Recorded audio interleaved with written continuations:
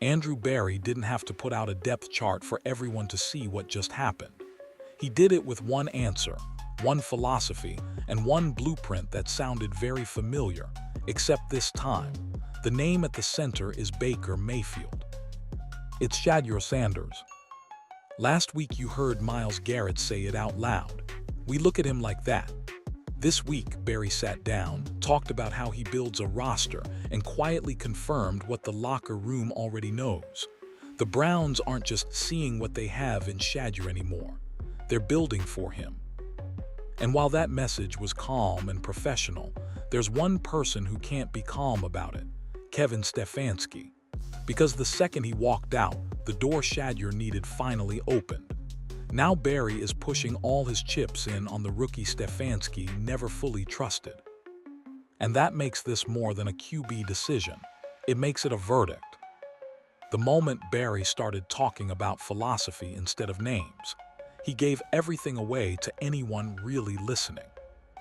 They asked him about how he and the coaches line up on players, how they see the draft, how they build. And instead of dancing around it, he went straight back to 2020. He reminded everybody that the entire plan back then was simple: put weapons and infrastructure around a rookie quarterback. Protect him, load him up, make it impossible to say he failed because the team didn't do its part. Sound familiar? Because when he says that in 2026, he's not reminiscing. He's laying out the exact same blueprint, just with a different QB in mind. This time, it's not a theory. It's a pointed message. The goal now is to surround Shedeur Sanders with everything he needs to blow the door off this job.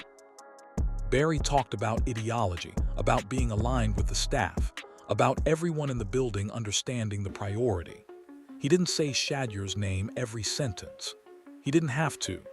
When your GM is describing how you once built an offense around a rookie, while sitting on a roster that's clearly pivoting toward a young quarterback, the target is obvious.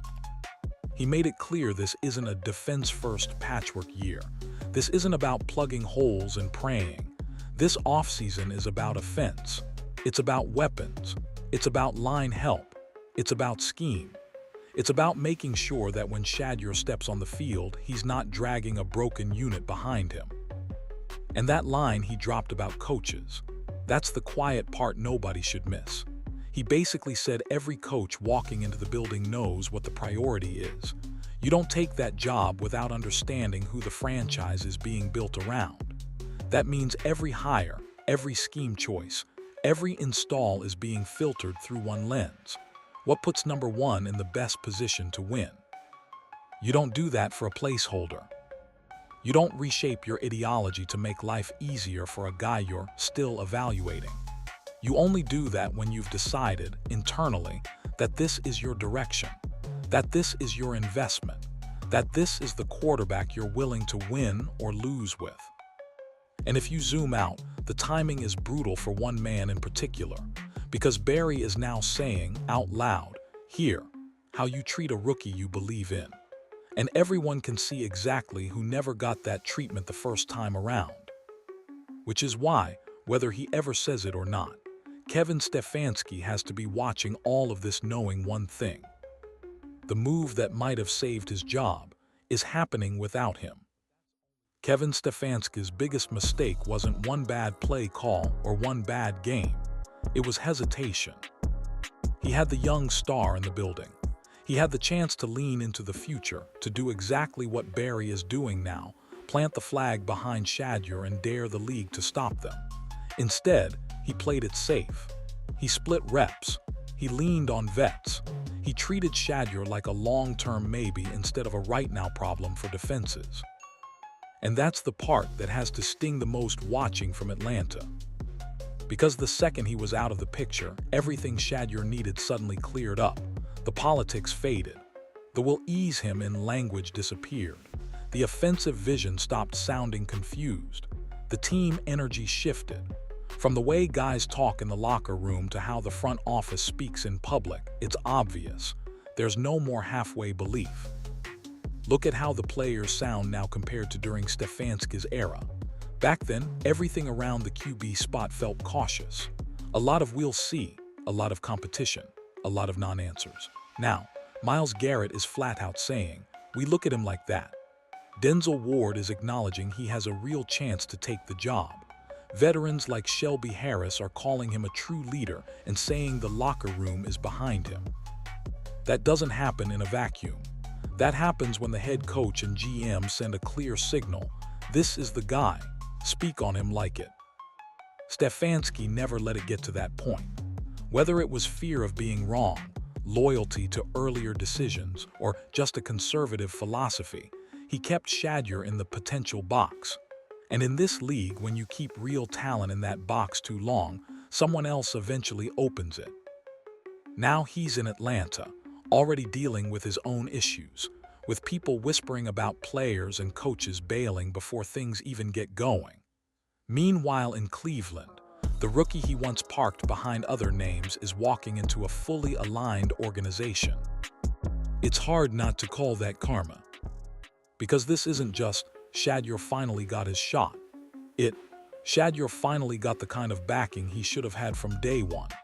And every time Barry talks about infrastructure, every time a teammate publicly backs the kid, it's an indirect reminder of what Stefanski refused to do when he had the chance. He could have been the coach who believed early.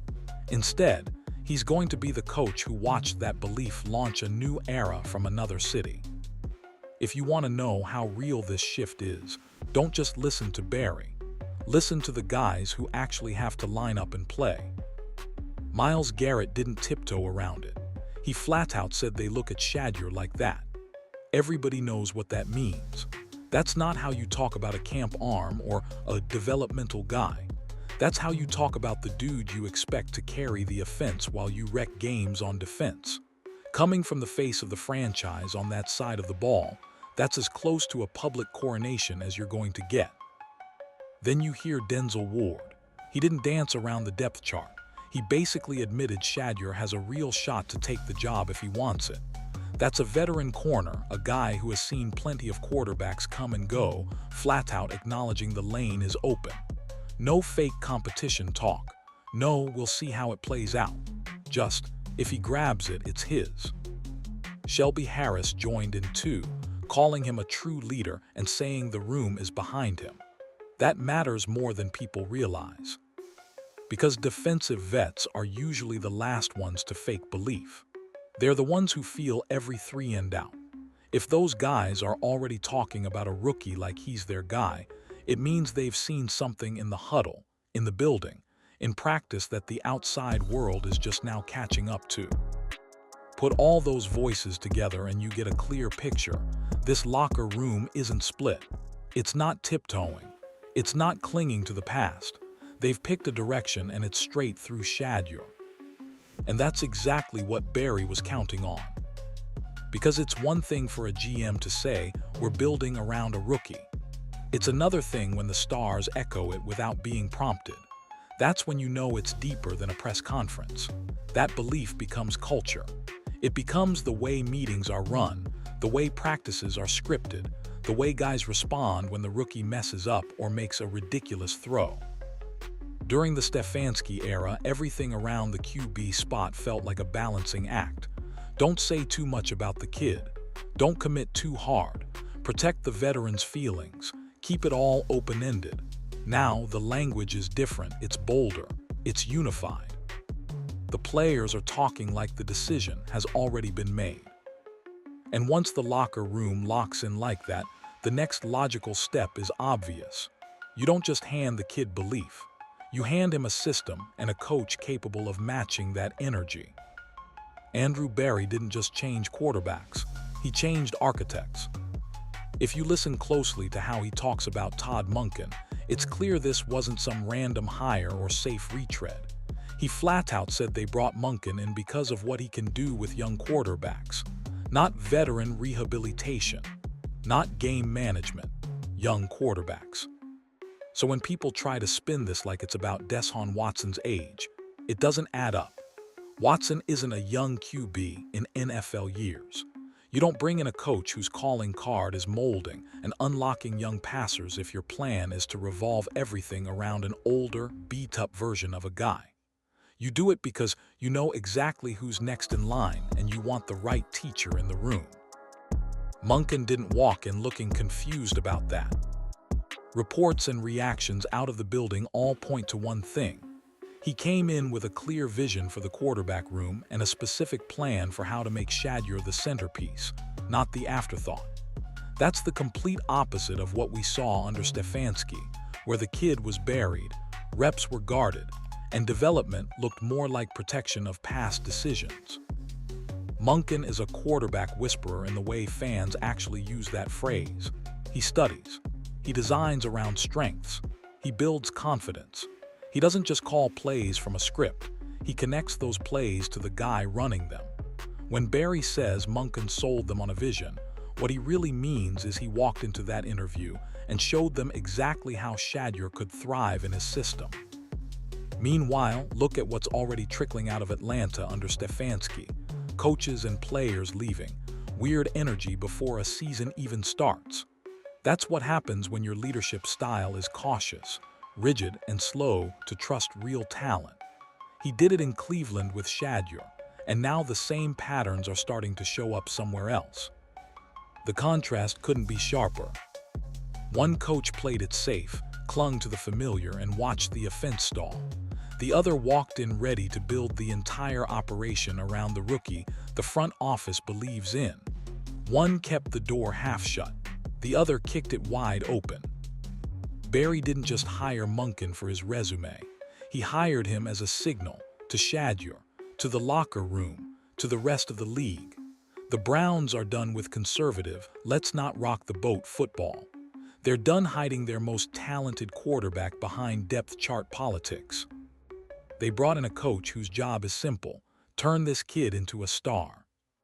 And while Cleveland is aligning everything around that mission, the rest of the QB landscape they used to be obsessed with is quietly exposing itself as exactly what it always was: overhyped, inconsistent, and nowhere near what they already have in-house. Here, where the whole thing gets even more exposed. Once you stop looking at names and start looking at patterns, it becomes obvious that the Browns finally decided to get off the quarterback carousel while everyone else is still trying to resell it.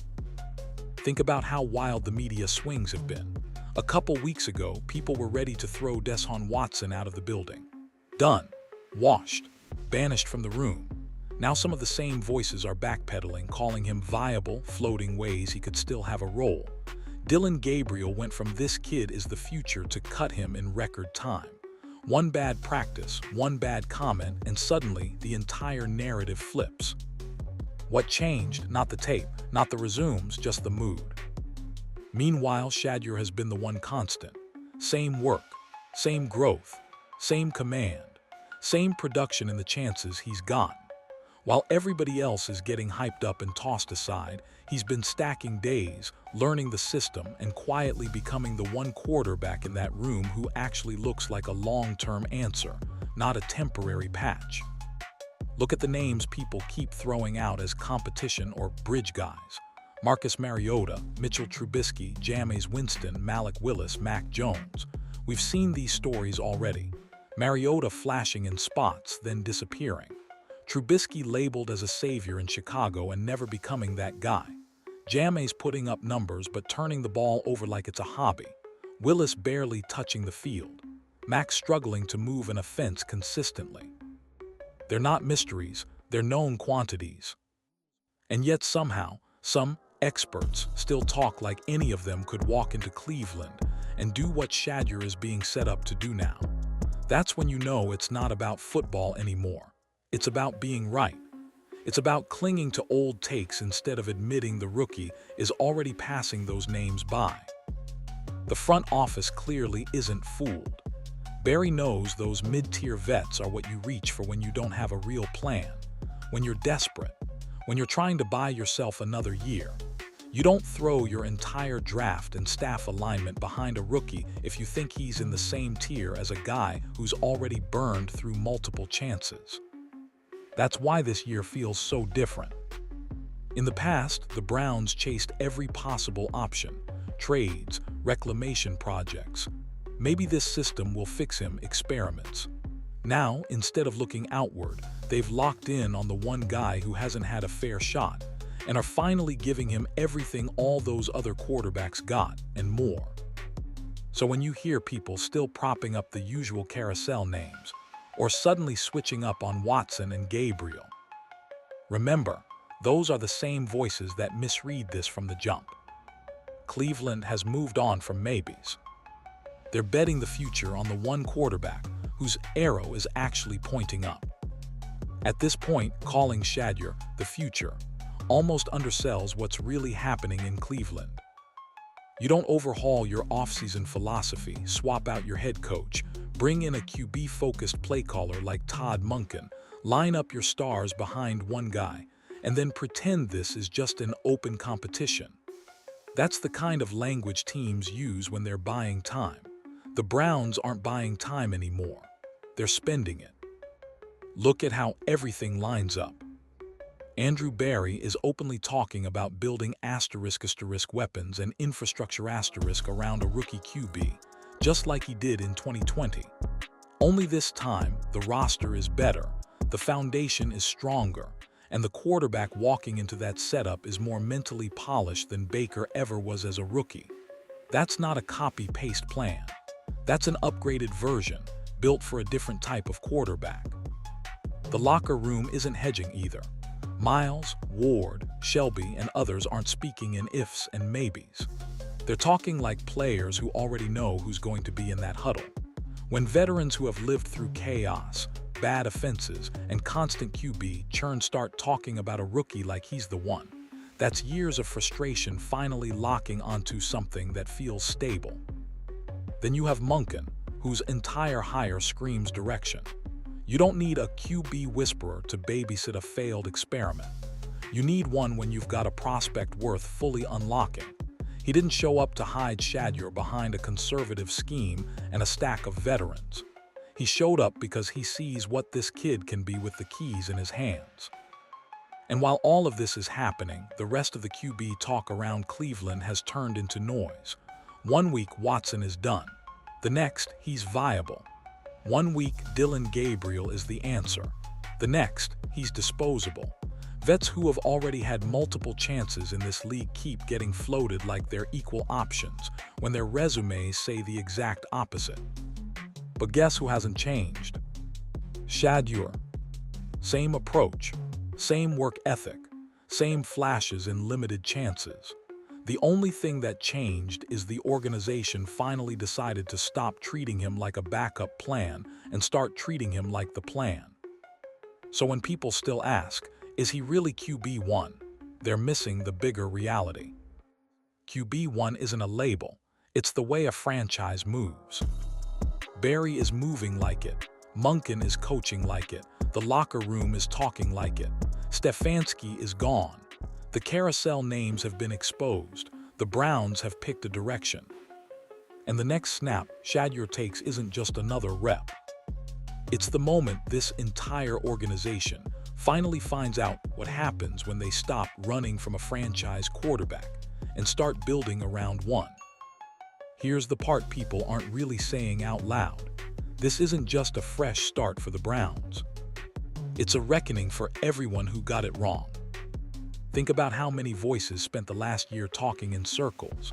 One week, they wanted Deshaun Watson off the roster forever. 2 bad games and it was, he's finished, move on, clean house.